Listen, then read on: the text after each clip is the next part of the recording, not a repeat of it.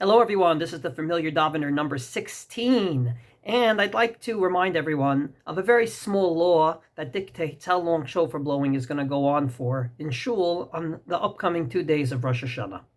So if everything goes well, we blow in shul 100 kolot, 100 notes, and ultimately if the Baal Tokeya, the one that's blowing, knows his job, there shouldn't be any problem, and it shouldn't take that long. But inevitably, the shofar does not always come out beautifully from the mouth of the shofar blower. With the best intentions in the world, it doesn't always speak a story of perfection. So what's the halacha? The halacha is very clear. And to make it clear for everyone listening, I brought my shofar along and I'll demonstrate. If the shofar blower blows a sound that doesn't sound like any sound, not like a tkiya, not like a shvarim, and not like a trua, all he has to do is to repeat that sound. Namely, if he wants to blow, say, a tkiya, and instead of it coming out nice and straight, it comes out something like this, then all he has to do is repeat that sound. However, if he tries to blow, say, a tkiya, a straight sound, and it comes out that it sounds like a shvarim, for example, that sounds like a shvarim, then he has to go to the beginning of that line in the machzer. So every line is a tkiya, a middle sound and a tkiya. He has to go to the beginning of that line. In other words, if it's a sound that sounds like nothing, he fixes it. But if it sounds like a non-kosher sound at that moment, it's supposed to be a shvarim, but it sounds like a trua. It's supposed to be a tkiya, but it sounds like a shvarim. He has to go ahead and go back to the beginning of the line and fix it with the first tkiya. I believe there's a lesson here for all of us.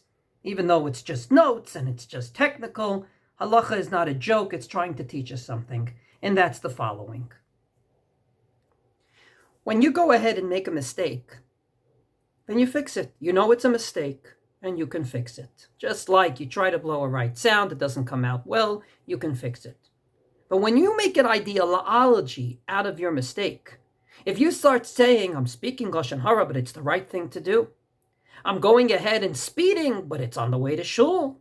And you make an ideology out of it. Namely, not only do you make a mistake, but you're doing something that's usser, you're doing something that's forbidden. Then you got to fix it. It's not enough just to say, I'm sorry and move on. You have to fix it. And I believe this lesson is so important as we get closer to Rosh Hashanah.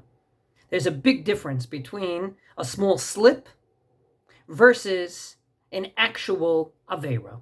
A small slip means that I forgot to make a bracha before I drank a cup of water. God willing, I know it, and next time I will make a bracha. But if you go ahead and constantly drink without making a bracha, you're making ideology out of it, that you're doing something not kosher. In a word, we want to be a shogeg. Namely, someone that sometimes forgets the right thing to do. Try to blow a tkiya, it comes out as shvarim. That's a problem already. Because if you try to blow a tkiya and it just doesn't work, you fix it, you work on it, eventually it will work.